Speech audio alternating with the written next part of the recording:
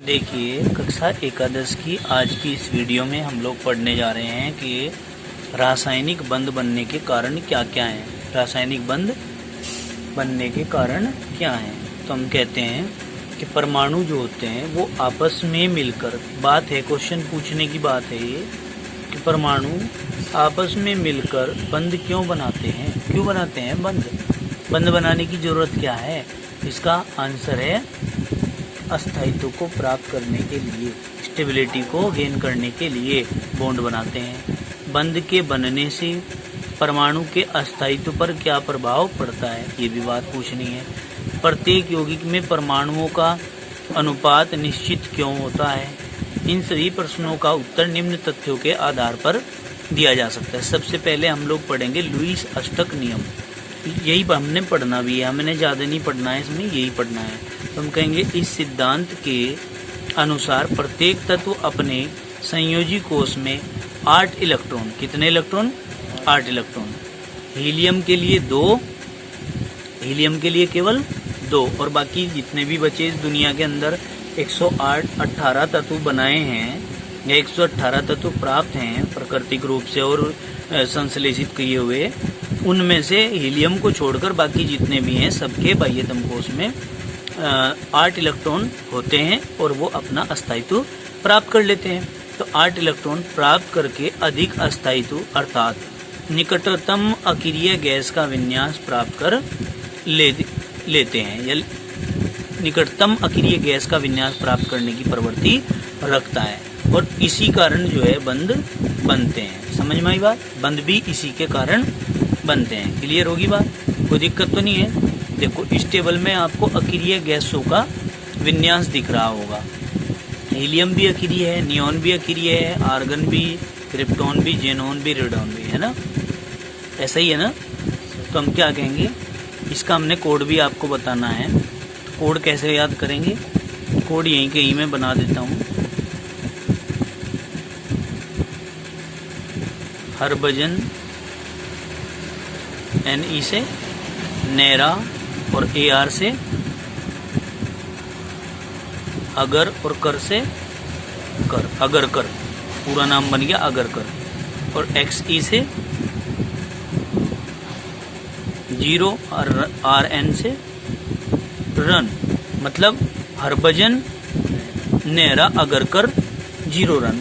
क्योंकि ये बॉलर की टीम थी, काहे की टीम थी ये, बॉलरों की टीम थी ये, और बॉलरों की टीम क्या होती है भाई, 0 रन पे आउट हो जाती है, उससे हम रनों की तो उम्मीद कर ही नहीं सकते। तो हमने कह दिया परमाणु क्रमांक इसका 2, इसका 10, इसका 18, इसका 36, इसका 54, इसका 86। तो हम कहेंगे 2, 2, 8, 2, 8, 8, 2, 8, 18, 8, 2, 8, 18, 18, 8, 2, 8, 18, 32, 18, 8। ठीक है, ये होता है। और इलेक्ट्रॉनिक विन्यास यदि करते हैं तो इसका 1s2, इसका 2s2 2p6, इसका 3s2 3p6, इसका 4s2 4p6, 5s2 5p6, 6s2 6p6 होता है। इसके बाद हम ये भी कह सकते हैं यद्यपि अष्टक नियम बहुत से यौगिकों में बंध निर्माण को स्पष्ट करता है। ठीक है, इसमें भाई यौगिकों में, बहुत सारे यौगिकों में बंध निर्माण को ये क्या करता है, स्पष्ट करता है। आराम से भाई है, बंध निर्माण को बताता है कि बंध कैसे बनते हैं, कौन से बंध बनते हैं, कौन से नहीं बनते हैं, कौन से बनने चाहिए। ठीक है नहीं। अब देखो, किंतु इसके बहुत से अपवाद भी हैं। क्या है इसके बहुत से,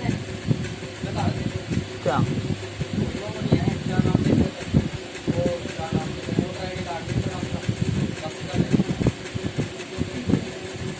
इसके लेकर आइयो, इसके बहुत से अपवाद भी हैं, लेकर आइयो, जिनका विवरण हम आगे भी पढ़ेंगे। बहुत से अपवाद भी हैं। ठीक है, अब देखो इस बात को ध्यान से सुनो। हम एक चीज़ ये पढ़ते हैं जो इम्पोर्टेंट भी है हमारी, संयोजकता का इलेक्ट्रॉनिक सिद्धांत। क्या, संयोजकता का इलेक्ट्रॉनिक सिद्धांत। इसको हम इलेक्ट्रॉनिक थ्योरी ऑफ वैलेंसी बोलते हैं। क्या बोलते हैं, इलेक्ट्रॉनिक थ्योरी ऑफ वैलेंसी बोलते हैं। ठीक है, देखिए यहाँ पर, अब देखो इस सिद्धांत का प्रतिपादन 1916 ईस्वी में लुईस तथा कोसेल ने किया। किसने किया, लुईस तथा कोसेल ने किया 1916 में। हम क्या कहेंगे, लुईस ने कार्बनिक पदार्थों तथा कोसेल ने अकार्बनिक पदार्थों की संयोजकता का वर्णन इलेक्ट्रॉनिक आधार पर किया। किसके आधार पर किया? इलेक्ट्रॉनिक आधार पर किया। समझ में आ गई बात? 1919 ईस्वी में इस नियम को लैंगमूर ने पूर्ण किया। किसने किया? लैंगमूर ने पूर्ण किया 1919 में। किस नियम को? संयोजकता के इलेक्ट्रॉनिक सिद्धांत को। इम्पोर्टेंट नियम है भाई, 100% इम्पोर्टेंट है संयोजकता का इलेक्ट्रॉनिक सिद्धांत। ठीक है, इस सिद्धांत के मुख्य नियम या मुख्य बिंदु इस प्रकार हैं। कैसे कैसे हैं भाई? अब समझने की बात है। सबसे पहले हम क्या कहेंगे? देखिए, नंबर 1 पॉइंट, किसी तत्व की संयोजकता उस तत्व की बाह्य कक्षा में उपस्थित इलेक्ट्रॉनों की संख्या पर निर्भर करती है। मतलब कोई भी तत्व हो, उसकी संयोजकता का पता हम कैसे लगा सकते हैं? हम इस प्रकार से लगा सकते हैं कि उसके बाह्यतम कोश में कितने इलेक्ट्रॉन है। इस चीज से हम पता लगा सकते हैं। बताइए, इतनी बात समझ में आई क्या? ठीक है, कोई दिक्कत तो नहीं है?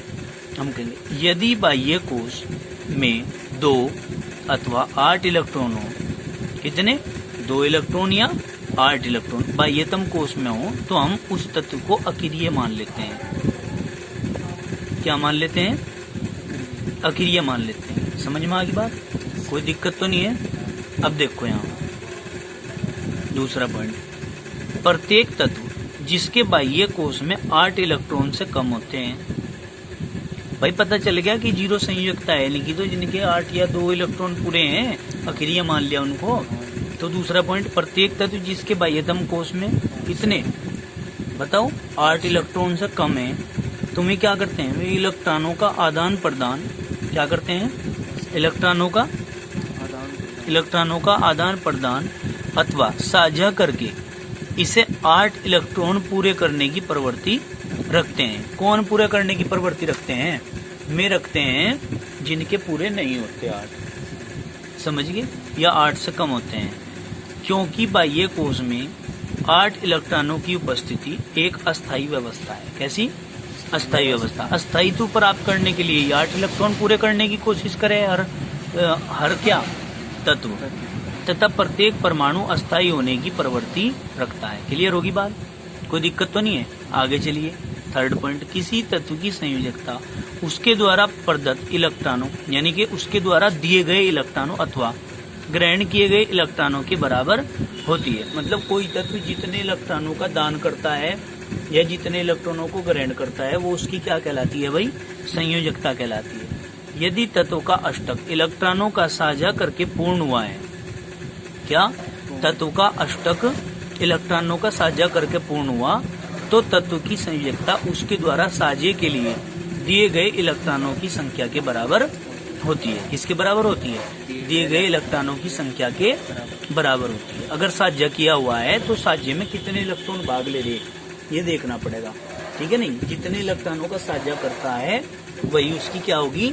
संयोजकता होगी। ठीक है, अब आगे देखिए, संयोजकता के इस सिद्धांत को अष्टक सिद्धांत भी कहते हैं। ये जिन 3 पॉइंट पढ़े आपने, अष्टक सिद्धांत के ये बेस हैं, मुख्य आधार हैं। समझ में आई बात? तो इनको आपको कभी भी भूलना नहीं है। किसके लिए? बंध को बनाने के लिए।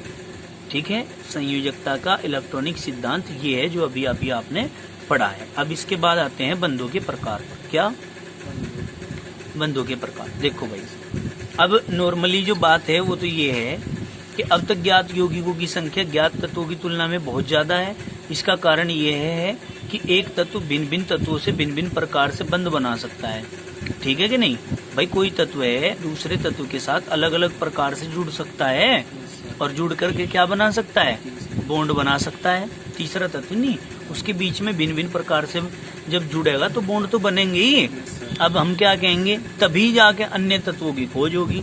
तो हम कहेंगे उदाहरण के लिए भाई, कार्बन तथा हाइड्रोजन 2 तत्व भिन्न भिन्न अनुपात में आपस में मिलकर बहुत से यौगिक बना सकते हैं। भाई कोई साइक्लिक चेन बनाता है, कोई नॉर्मल चेन बनाता है ना? कोई कैसी चेन बनाता है। अब देखो, जैसा कि पहले वर्णन किया गया है कि प्रत्येक परमाणु अपना अष्टक पूर्ण करने के लिए बंध बनाता है, तथा कोई परमाणु अपना अष्टक 2 प्रकार से पूर्ण कर सकता है। कौन कौन से तरीके हैं?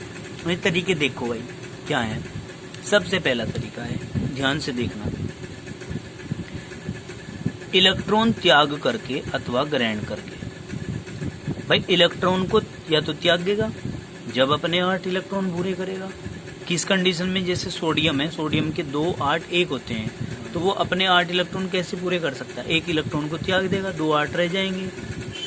इसी प्रकार ग्रहण करके कैसे, एक तो आप लोग समझ रहे हैं कि भैया तो इलेक्ट्रॉन ग्रहण करके वो जो है अपने 8 इलेक्ट्रॉन पूरे करेगा। इलेक्ट्रॉन ग्रहण करके कैसे, जैसे क्लोरीन है, क्लोरीन का होता है 2 8 7, तो अब 8 इलेक्ट्रॉन पूरे करने हैं तो 7 इलेक्ट्रॉन थोड़ा ही देगा, तो वो क्या करेगा, कहीं से 1 ले लेगा, क्योंकि उसे 7 इलेक्ट्रॉन देने में बहुत मेहनत करनी पड़ेगी, आसानी से 1 इलेक्ट्रॉन ले लेगा। ठीक है, अब आगे देखो, इसको हम कहते हैं विद्युत संयोजी बंध। इस प्रकार से इलेक्ट्रॉन लेकर या देकर जो बॉन्ड बनते हैं उनको कहते हैं विद्युत संयोजी बंध। अब देखो दूसरा, इलेक्ट्रॉनों का साझा करके। भाई 2 इलेक्ट्रॉन किसी ने दे दिए, 2 दूसरे ने दे दिए, तो साझा हो गया। कोई काम करना है, अष्टक पूरा करना है, ठीक है, जैसे कोई कंपनी लगानी है तो क्या किया, 50-50 हजार रुपये देकर कोई 1 लाख रुपए का कंपनी लगा दी, 1 लाख रुपए में जो भी लग सकती है। ठीक है, इसी प्रकार इलेक्ट्रॉनों का हम उसे साझेदारी बोलते हैं, शेयरिंग बोलते हैं। तो अब क्या हो रहा है, स्थिति ये है कि इलेक्ट्रॉनों की और एटम की जो बात की जाए तो 2 एटम है, 2 एटम इलेक्ट्रॉनों का क्या करेंगे, साझा करेंगे, शेयरिंग करेंगे। 2 1 ने दे दिए, 2 1 ने दे दिए, अष्टक पूरा कर लिया। तो इस प्रकार से जो बंध बनते हैं उनको कहते हैं हम सहसंयोजी बंध। अब देखो, रासायनिक बंधों को सामान्यतः 2 भागों में बांटा जा सकता है। कौन कौन से भाई, अणुओं के या अणुओं में विभिन्न परमाणुओं के बीच बनने वाले बंध। अणुओं में विभिन्न परमाणुओं के बीच बनने वाले बंध कौन कौन से होंगे, ये निम्न प्रकार के। नंबर 1 तो है भाई वैद्युत संयोजी बंध, इनकी सीक्वेंस के अनुसार ही पढ़ेंगे, बस हम आगे अब जा। दूसरा सहसंयोजी बंध, वैद्युत संयोजी तो जो लेन देन से बन रही, इलेक्ट्रॉन 1 ने दे दिए, 1 ने ले लिए, तो प्लस माइनस आ गया। तो वैद्युत संयोजी जब प्लस और माइनस आ जाता है तो हम उनको आयनिक बॉन्ड भी कह देते हैं, और भाई हम उनको वैद्युत संयोजी बंध भी कह देते हैं। समझ में आ गया। सहसंयोजी में साझेदारी होती है। उप सहसंयोजी एक विशेष प्रकार का बंध होता है जिसमें साझे का इलेक्ट्रॉन युग्म एक परमाणु दूसरे परमाणु को पूर्ण रूप से दे देता है। ठीक है, कोई दिक्कत तो नहीं है। तो इसे कहते हैं उप सहसंयोजी बंध। एक होता है धात्विक बंध जो धातुओं के मध्य बनते हैं। ठीक है, कोई दिक्कत तो नहीं है। अब दूसरा कहा, दूसरे बंध ये हैं भाई, इस प्रकार के हैं कि जो यौगिकों में अणुओं के बीच बनते हैं, जैसे वंडरवाल्स बंध। वंडरवाल्स बंध क्या हो, एक प्रकार के कमजोर बंध होते हैं। ठीक है, नहीं, वंडरवाल्स बंध कैसे होते हैं, कमजोर बंध। दूसरा हाइड्रोजन बंध, जहाँ हाइड्रोजन बंध उपस्थित हो जाते हैं वहाँ पे लिक्विड हो जाता है कोई भी चीज़, यानी कि हाइड्रोजन बॉन्ड पाए जाएंगे तो किस में पाए जाएंगे, लिक्विड में पाए जाएंगे। ठीक है, नहीं, बस यही बात आपको ध्यान रखनी है। और दूसरी बात है, किसी तत्व द्वारा बनाए गए बंध की प्रकृति उस बंध से जुड़े परमाणुओं की विद्युत ऋणात्मकता तथा विद्युत धनात्मकता पर निर्भर करती है। ये चीज अहम है भाई, बॉन्ड बनाने की जो प्रकृति है वो विद्युत ऋणात्मकता या विद्युत धनात्मकता पे डिपेंड करेगी। ठीक है, कोई दिक्कत तो नहीं है। तो भाई अब हम आगे चलते हैं। इसके बाद आयनिक बंध का एक एग्जाम्पल करा देता हूँ। अब हम इसके बाद अपना टॉपिक पढ़ेंगे आयनिक बंध। क्या, आयनिक बंध। देखो यहाँ आयनिक बंध अथवा विद्युत संयोजी बंध, दोनों इसको ही बोलते हैं भाई। विद्युत संयोजी बंध क्या हो, जिनमें प्लस और माइनस आता है। अब देखो, आयनिक बंध की जो व्याख्या करी थी सबसे पहले वो कोसेल ने करी थी। किसने करी, कोसेल ने। कोसेल नामक वैज्ञानिक था, उसने आयनिक बॉन्ड की क्या करी, व्याख्या करी। उसी ने बताया आयनिक बॉन्ड के बारे में सबसे पहले। कैसे, परमाणुओं के मध्य इलेक्ट्रॉनों के पूर्ण हस्तांतरण से बनने वाले बंध आयनिक बंध अथवा विद्युत संयोजी बंध कहलाते हैं। क्या, परमाणुओं के मध्य इलेक्ट्रॉनों के पूर्ण हस्तांतरण से। ठीक है, पूर्ण रूप से हस्तांतरण मतलब एक दे दिए और दूसरे ने ले लिए, तो उसी को तो कहेंगे पूर्ण रूप से हस्तांतरण। तो उसके बाद जो बंध बनता है उसको हम आयनिक बंध अथवा विद्युत संयोजी बंध कहते हैं। ठीक है, अब ए है, ये कोई एटम है ए, उदाहरण में देखिए कोई एटम है ए ने इलेक्ट्रॉन बी को दे दिया, बीच में प्लस का चिन्ह लगा दिया इज इक्वल टू, तो ए के ऊपर तो प्लस के चार्ज आ जाएंगे और बी के ऊपर माइनस के चार्ज। अब आप कह रहे हैं एन क्या है, एन इलेक्ट्रॉन इसने दिए हैं तो इसके ऊपर एन प्लस चार्ज, इसने एन इलेक्ट्रॉन लिए हैं तो इसके ऊपर एन माइनस चार्ज, तो प्लस माइनस हो गया। और इसके बीच में लगता है बल, विद्युत स्थितिक बल, और विद्युत स्थितिक बल विद्युत संयोजी बंधों के बीच में लगता है। किसमें?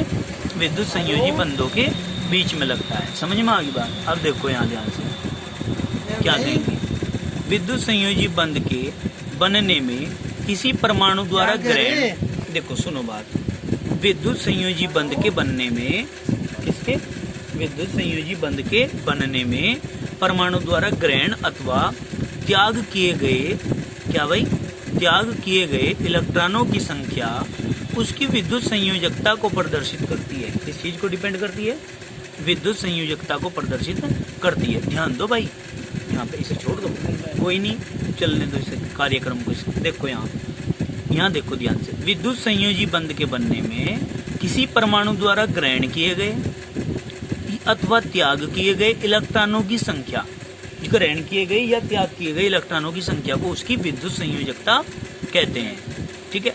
स्थानांतरित इलेक्ट्रॉनों की संख्या इतनी होती है कि दोनों परमाणु निकटतम अकीय गैस का विन्यास प्राप्त कर लेते हैं। दोनों के दोनों परमाणु का विन्यास प्राप्त कर लेंगे, अकीय गैस का विन्यास प्राप्त कर लेंगे। ये देखिए गिल्लू को, ये गिल्लू बड़ा शैतान हो रहा है आज।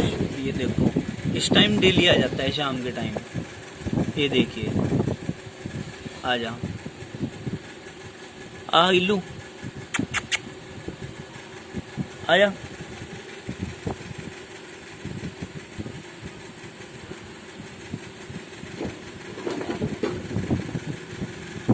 आजा आजा आजा,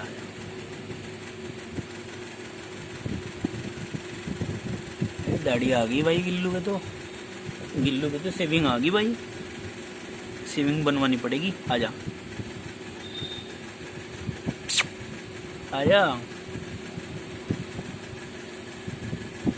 आ इधर आ, नहीं आ रहा फिर मैं जा रहा हूँ। आजा, आ गया आ गया भाई ये देखो, ये अब जो शैतान नहीं करेगा, परेशान करेगा चलो भाई देखो, अब हम क्या कहेंगे इसके बाद? हम कहेंगे कि विद्युत संयोजी बंध सदैव, ये खास बात है, विद्युत संयोजी बंध सदैव दो भिन्न परमाणुओं के मध्य ही बन सकता है। किसके बीच बन सकता है? दो भिन्न परमाणुओं के बीच बन सकता है। जो मैं अंडरलाइन कर रहा हूँ केवल तुम्हें वही अपने नोट्स में करना है काम। दूसरा कहेंगे विद्युत संयोजी बंध के बनने में कम विद्युत ऋणात्मकता का तत्व धनायन, अधिक विद्युत ऋणात्मकता का तत्व ऋणायन बनता है। भाई जिसकी कम होती है विद्युत ऋणात्मकता, ठीक है नहीं, उसको हम क्या कहते हैं? धनायन। और जिसकी विद्युत ऋणात्मकता ज्यादा होती है उसको ऋणायन कहते हैं। ठीक है। आयनिक बंध के उदाहरण है ये उदाहरण हम कल समझाएंगे। कब समझाएंगे? कल। ठीक है भाई, कोई दिक्कत तो नहीं है। आज के लिए इतना ही काफी, बाकी करेंगे कल। धन्यवाद।